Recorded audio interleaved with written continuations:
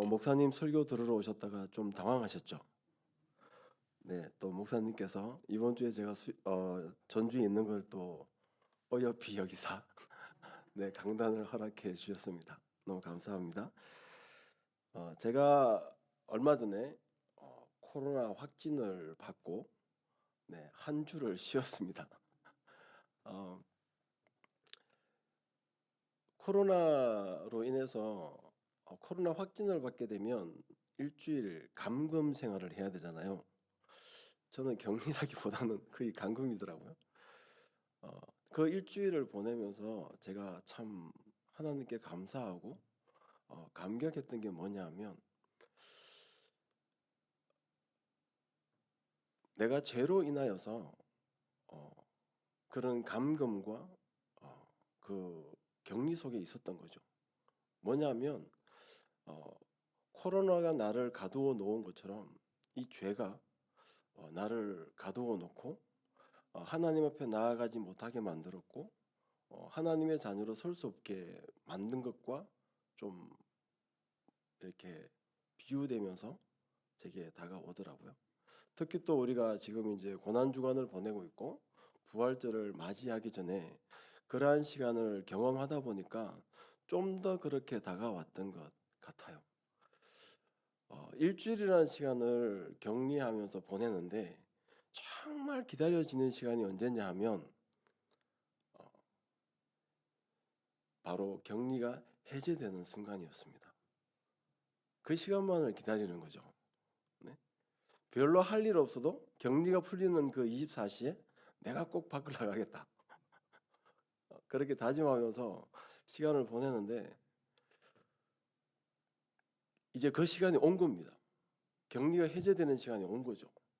벌써 오기 전부터 기쁘기 시작해서 격리가 딱 해제가 되고 나니까 물론 제가 밖을 일부러 나가지는 않았습니다만은 그 마음에 찾아오는 평안과 그 기쁨을 이루 말할 수 없더라고요. 우리가 죄에서 구원받은 것이 이와 같다고 생각합니다. 우리가 죄 속에 살아갈 때는 그 안에서 참된 평안도 누릴 수 없었고 어떤 하나님이 우리에게 부여하여 주시는 그러한 감격도 누릴 수 없었는데 예수 그리스도께서 이 땅에 오셔서 세상의 모든 죄를 지시고 십자가에서 죽어 주심으로 말미암아서 그 십자가를 바라보는 자마다 그 십자가를 믿는 자마다 내가 너희를 죄에서 구원하며 그 격리에서 해방시키며 하나님의 자녀가 되는 권세를 주겠다고 하신 그 말씀은 우리에게 어마어마한 기쁨이요 감격이어야 합니다. 사랑하는 성도 여러분, 어떻습니까? 예수 믿는 것이 감격스럽습니까? 예수님께서 우리를 구원하여 주신 이 사건을 생각할 때마다 우리는 기뻐 춤을 출 수 있어야 합니다.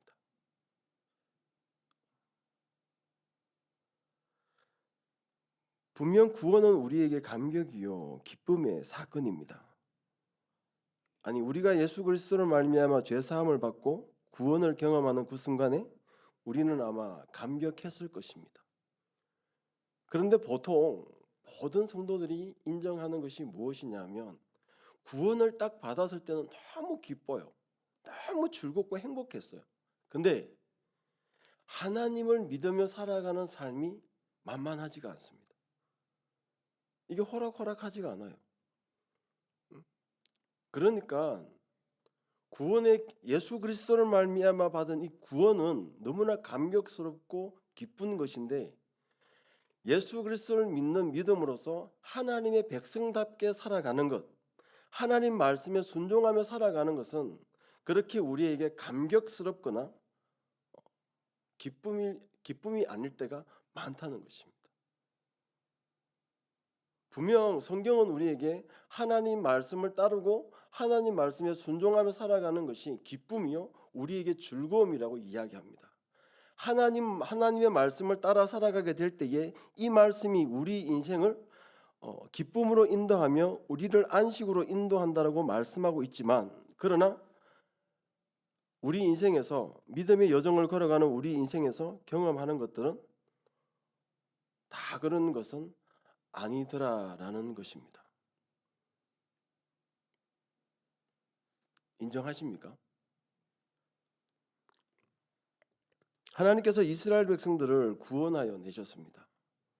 그들이 애굽 땅에서 살다가 거기에서 종살이하며 살다가 그 삶이 너무나 비참하고 너무나 힘들어서 하나님께 기도합니다. 그때 하나님께서 그들의 그 안타까움과 그 애통함의 소리를 들으시고 하나님께서 그 애굽으로부터 이들을 구출하여 냅니다. 나와서 홍해를 건너고 거기에서 엄청 기쁨의 축제가 열리잖아요. 기쁨의 축제가 열립니다. 구원하여 주신 그 하나님 앞에 감격하며 춤추며 노래하며 그러한 시간들을 보냅니다. 애굽에서 구원받았다는 것이 너무나 감격스러웠거든요. 너무나 기뻤습니다. 근데 그때부터 시작되어지는 이 가나안을 향하여 나아가는 이 애굽의 여정이 만만하지가 않았습니다. 그래서 그들은 하나님 앞에 원망하고 불평하기를 반복하기 시작합니다.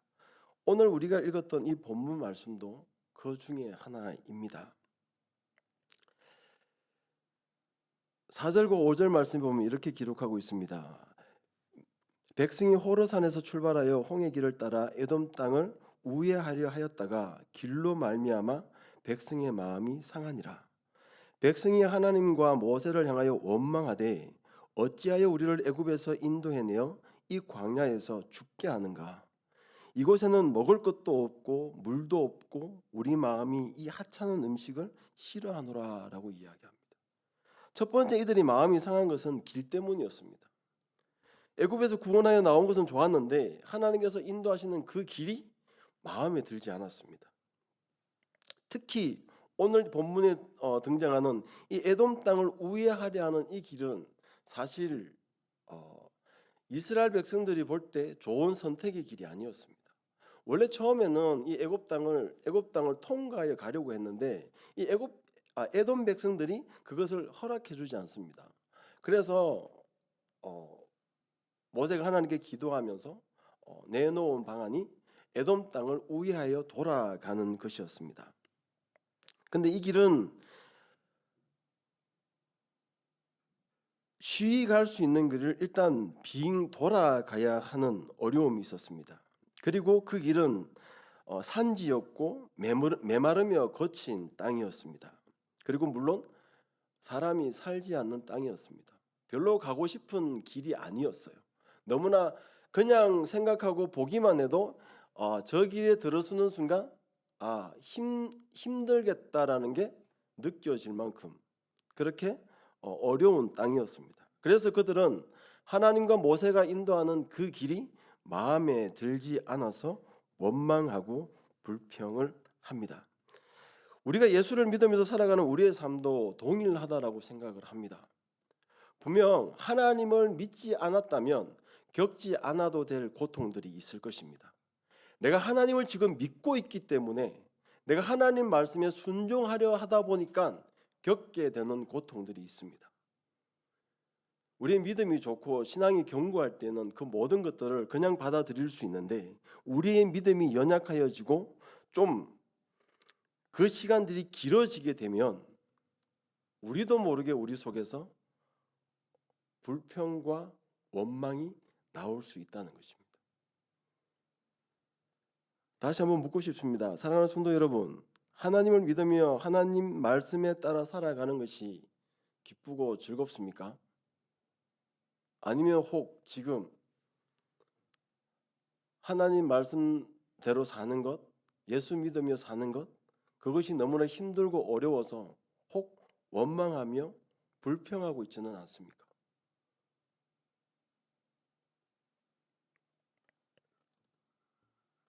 내가 왜 저 사람을 용서하며 살아야 하지? 내가 예수를 믿지 않았다면, 내가 하나님의 말씀을 알지 않았다면 내 인생에서 용서라는 것을 하며 살 이유가 없었을지 모릅니다. 내가 왜 내 앞에 놓인 이 돈을 내가 포기해야 하지? 하나님을 믿기 때문입니다. 근데 그렇게 포기하여야 하는 순간이 한 번, 두 번, 세 번, 네 번 계속해서 반복되어져 찾아옵니다. 다른 사람들은 그냥 저것들을 그냥 아무런 죄책감 없이 취하면서 살아가는데 왜 나는 저 앞에 주저주저하며 늘 군침만 삼키면서 포기해야 하는가?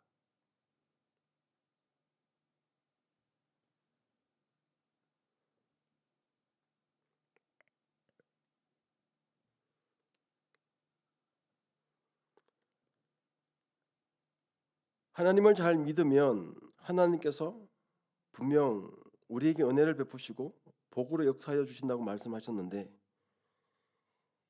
내 인생의 긴 시간 동안 하나님의 은혜는 없는 것 같고 하나님의 복은 깃들지 않는 것처럼 여겨집니다. 우회하여 가고 있는 것입니다. 그러한 인생의 여정을 걸어가게 될 때에 우리의 신앙을 견고하게 한다는 것은 사실 어렵습니다. 하나님을 잘 믿는다고 믿고 믿는 사람들 중에서도 내가 그래도 좀 더 잘 믿는 것처럼 보이는데 하나님을 잘 믿는다고 하는 이 믿음이 나를 더 힘들게 하고 우리 가족을 더욱더 공경으로 몰아넣는 듯한 그러한 생각이 찾아올 때마다 너무나 힘들고 어렵습니다.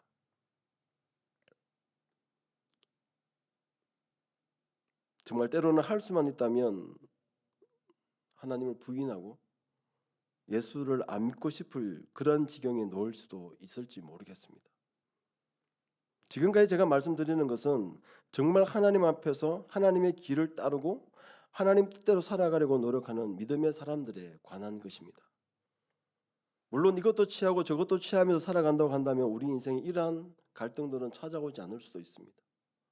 그러나 아마 정말 믿음대로 살기를 원하고 정말 하나님께서 우리에게 원하시는 그러한 삶을 살아가기를 원한다면 그러한 사모함과 마음의 가람이 있다고 한다면 이러한 경험들은 하게 될 것입니다. 제가 예전에 들었던 한 분의 어떤 포기 선언, 우리 청년들에게도 종종 이야기합니다마는 어떤 한 집사님이 계셨는데 이 집사님이 금요 기도회에 찬양 인도자도 아니고 싱어로 섬기시는 분이에요. 싱어입니다. 그리고 그 교회는 성도가 한 5천 명 정도 되는 교회입니다. 언제든지 대처가 가능하겠죠. 근데 이분이 연봉을 한 5천만 원 정도 그 당시로 받으셨나 봐요. 근데 다른 직장의 회사에서 스카웃 제의가 들어온 것입니다. 8천만 원을 주겠다.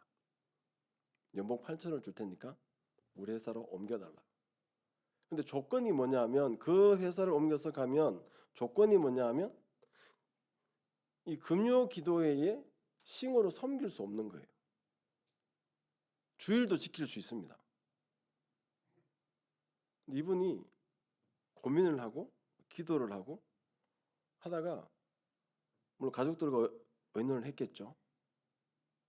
그 회사의 스카우트 제의를 거절한 거예요.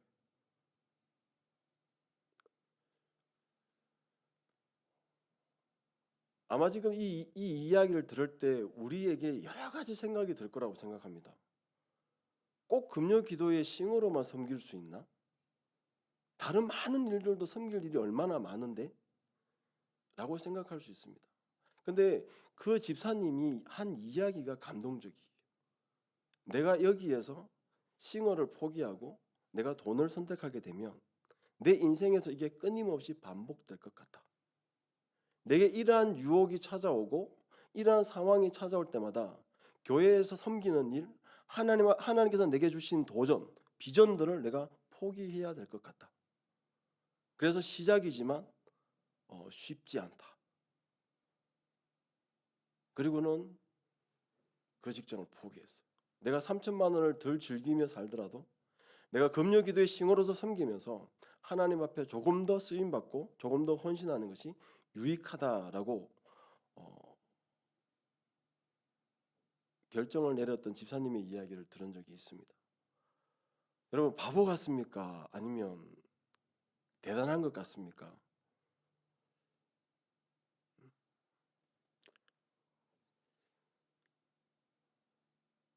우리가 살아가는 삶 속에서 하나님을 위하여서, 하나님을 따라가는 길이 우리에게 호락호락하지 않고 그 길이 우리에게 기쁨처럼 여겨지지 않을 때 우리는 그 길을 따라가는 것을 꺼려할 수밖에 없습니다. 가야 한다면 우리는 투덜투덜거리며 원망하며 불평할 가능성이 훨씬 많다고 생각합니다. 그런데 오늘 본문은 원망하지 말라고 이야기합니다. 이들이 하나님 앞에 원망함으로 인하여서 그들이 얻은 것이 무엇이었습니까? 그들이 그렇게 원망하고 불평함으로 인하여서 얻은 것은 불뱀이었습니다. 하나님께서 하나님 앞에 그들이 원망하지 않았다면 이 불뱀은 그들의 인생 여정에서 경험하지 않아도 됐습니다. 그렇지 않습니까? 이 불뱀은 이스라엘 백성들이 하나님 앞에 원망하고 불평했기 때문에 하나님께서 이스라엘 백성들에게 허락하신 것입니다. 그냥 우연히 찾아온 것이 아니라는 것입니다. 원망의 결과였습니다. 이스라엘 백성들 하나님 앞에 원망함으로 인하여서 그들은 경험하지 않아도 될 그 불병으로 인하여서 많은 사람들이 희생당하고 죽음에 이르게 되는 그러한 상황을 겪게 되는 것입니다. 우리가 하나님을 향하여 원망과 불평을 멈추어야 하고 우리가 하나님을 향하여 원망과 불평을 하지 말아야 할 이유가 여기에 있습니다. 하나님을 믿는 하나님의 백성들이 하나님의 그 인도하심, 하나님 말씀대로 살아가면서 그 길이 내 마음에 들지 않고 호락호락하지 않다고 하여서 우리가 하나님 앞에 원망하고 불평하게 될 때에 그 원망과 불평이 우리에게 유익이 되는 것이 아니라 그 원망과 불평이 우리에게 불이익이 되기 때문에 우리는 원망과 불평을 하지 말아야 합니다. 사랑하는 성도 여러분, 우리가 살아가면서 예수 믿는 것 때문에 포기해야 할 것들이 너무나 많습니다. 그리고 말씀이 우리에게 주는 것들이 우리의 마음에 선뜻 와닿지 않거나 우리 마음을 즐겁게 하지 않을 때도 너무나 많습니다. 말씀 앞에 설 때에 그 말씀이 고민하게 만들고 근심하게 만들고 그 말씀이 우리에게 걱정을 끼칠 때가 얼마나 많습니까? 그냥 우리가 하나님 말씀 앞에 아멘, 아멘, 아멘 할 수 있으면 너무 좋은데 그러나 삶의 현장으로 돌아가 보면 쉬 그렇게 결단하거나 행하지 못할 때가 너무나 많다는 것입니다.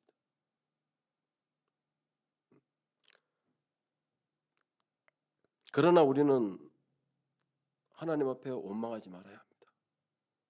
하나님 앞에 불평하지 말아야 합니다. 이 원망과 불평이 우리에게 조금도 유익하지 않기 때문입니다. 그럼 우리는 우리 인생에 분명히 이렇게 힘들고 어려운 인생을 살아가야 합니다. 구원받은 감격이, 예수님이 구원하여 주신 이 감격이 어마어마하게 큼에도 불구하고 우리 하나님을 믿으며 살아가는 이 여정이 얼마나 힘들면, 얼마나 만만하지 않으면 그 감격을 다 잊어버리게 만들겠습니까?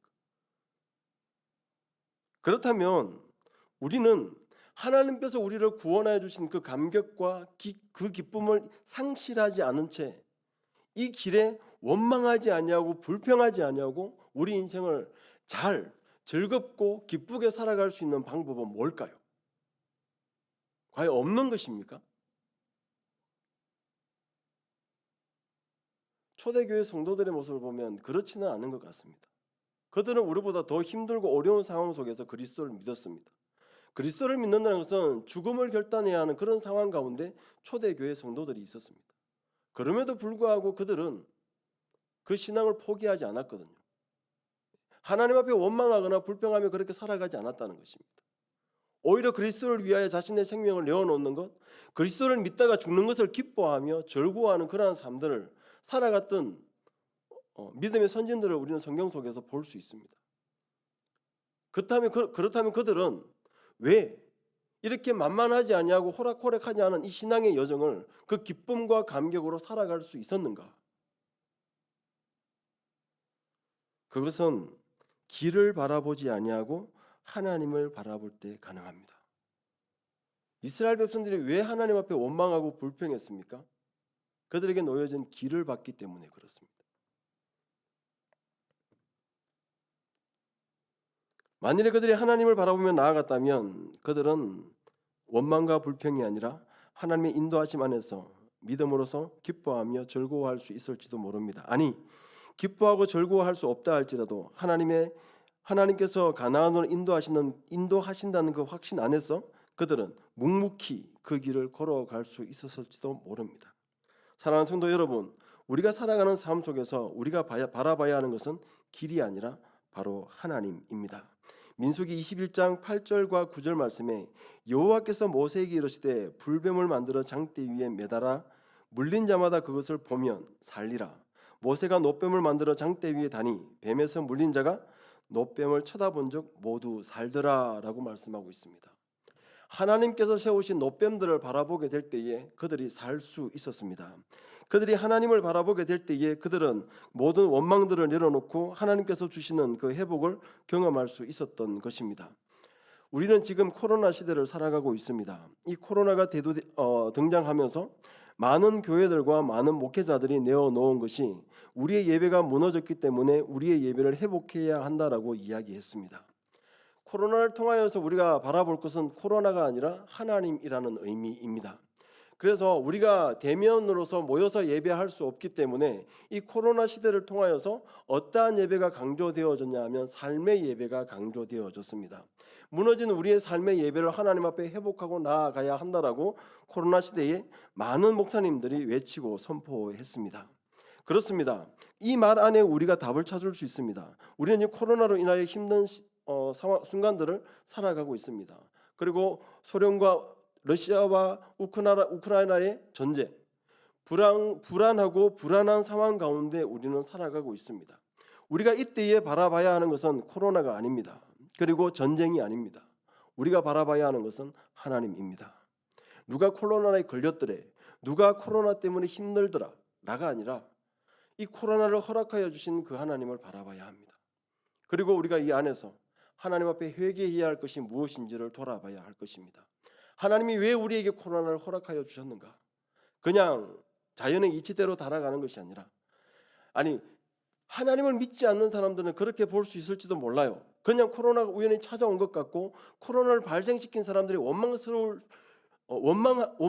수 있는 그러한 어떤 마음을 가질 수 있을지도 몰라요. 그러나 하나님을 믿는 하나님의 백성들은 우리에게 일어나는 어떤 자연의 재해들과 우리에게 일어나는 모든 힘들고 어려운 상황들을 그렇게만 바라봐서는 안 될 것이라는 것입니다.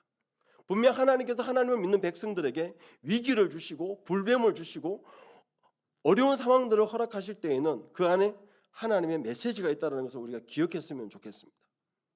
그리고 그 안에서 하나님의 뜻이 무엇인지를 우리는 발견해내어야 합니다.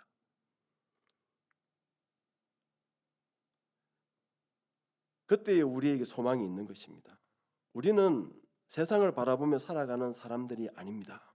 하나님을 바라보며 살아가는 사람입니다.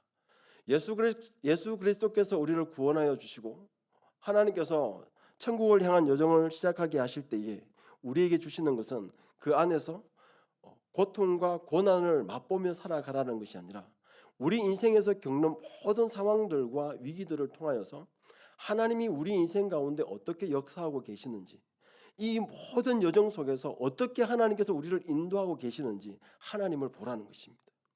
사랑하는 성도 여러분, 우리에게 닥쳐진 상황들과 위기들을 보면 원망과 불평, 탄식과 근심밖에 더 나오겠습니까? 그러나 이 모든 것들을 내려놓고 하나님을 바라볼 수 있기를 바랍니다.